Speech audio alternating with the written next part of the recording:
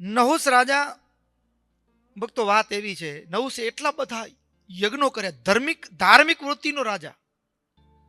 આ નહુસ કેટલા યજ્ઞો કર્યા હશે કે ભક્તો આ નહુસ રાજા એનું પ્રમાણ દેવતાઓ, ઇન્દ્રાસન ખાલી થયું, ઉત્તરાસુરનો વધ કર્યા પછી બ્રહ્મહત્યા લાગી ઇન્દ્રને. બ્રહ્મહત્યામાંથી નિવૃત્તિ માટે એ ઇન્દ્ર તપ કરવા માટે હિમાલયમાં ગયા છે. ઇન્દ્રાસન ખાલી છે, ઇન્દ્રાસન ઉપર કોણે બેસાડવા, આ પ્રશ્ન આવ્યો. ત્યારે સમગ્ર ઋષિઓ, ભારત વર્ષના ઋષિઓએ જેની સાખ પૂરી કે ઇન્દ્રાસન ઉપર બેસવા માટે કોઈ કાબેલ હોય, યોગ્ય હોય, તો અત્યારે ભૂમંડળમાં એક રાજા છે, નહુસ નામ છે.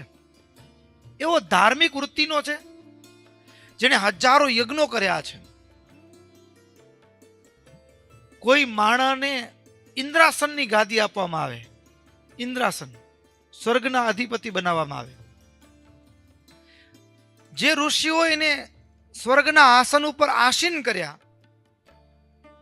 એ નહુસ ઇન્દ્રાસન પામ્યા પછી એના મનમાં થયું કે બધું મને મળ્યું, પણ હજી આ આસન ઉપર બેઠા પછી હવે તો ઇન્દ્રાણીએ મારી થાય ને, એ પણ મારી થાય.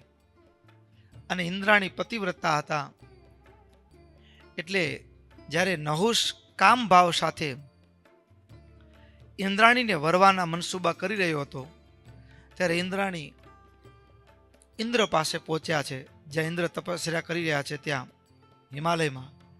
ઇન્દ્રએ કીધું કે ગુરુની સલાહ લઈએ. ગુરુ પાસે પહોંચ્યા. ગુરુ બૃહસ્પતિએ સલાહ આપતા કીધું કે કામ કરો, એને કહેજો કે એવું વાહન કે જેના ઉપર આજ દિવસ સુધી લગ્નના વરઘોડામાં કોઈ આરૂઢ ન થયું હોય, એવું વાહન ઉપર ચડીને આવે તો હું તને વરીશ, એમ કહી દેજો. ભક્તો આટલું ઇન્દ્રાણીને રસ્તો મળ્યો. ઇન્દ્રાણી પાછા આવી. નહુસ ના પાડે, આનાકાની કરે તો બળજબરીથી, એટલે એને પ્રસ્તાવ મૂક્યો કે મને મંજૂર છે, પણ એક શરત છે. આજ દિવસ સુધી સમગ્ર ભૂમંડળમાં કોઈ મૂર્તિઓ જે વાન ઉપર ન બેઠો હોય એવું વાન. શું કાઢું? રથ બધા જતા હોય, ઘણા બધા વાનો વિચારી જોયા, પણ એમાં એક વિચાર આવ્યો. અત્યાર સુધી લગ્નના માંડવાની અંદર ઘણા બધા વાનોનો ઉપયોગ થયો છે, પાલખીનો તો ઉપયોગ થતો હોય, પણ હવે શું, તો કે આ બધા બાવલિયા મહાત્મા જે છે, ઋષિઓ, એ કોઈ દી પાલખી ઉપાડીને કોઈ રાજાને લઈ જતા હોય લગ્ન માટે, એનો કોઈએ ઉપયોગ કર્યો. એક વાન છે કોરું, જેનો આજ દિવસ સુધી કોઈએ ઉપયોગ નથી કર્યો. જે ઋષિઓ એને ઇન્દ્રાસન પદ ઉપર પદાસીન કર્યા છે, એ જ ઋષિઓને એને પાલખીમાં જોડ્યો. ઉપર ભાઈ બેઠા છે, પાલખીમાં બેઠા બેઠા. અને હવે આ તો વૃદ્ધ ઋષિઓ, શરીર કૃશ, તપસ્વી, માંડ ચાલી શકે, માંડ ચાલી શકે, ધીમું ધીમું ચાલે. અને એમાં લગ્નનું મુહૂર્ત જતું હતું.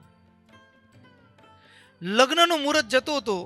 એ લગ્નનું મુહૂર્ત હાથમાંથી છૂટી ન જાય એના માટે એ ઝડપથી ચાલો, ઝડપથી ચાલો. સર્પ સર્પ, આમ આકુળ વ્યાકુળ થઈ ખીજાયેલા મને ક્રોધથી એ ઋષિઓને કહેવા લાગ્યો, સર્પ ઝડપથી ચાલો, ઝડપથી ચાલો.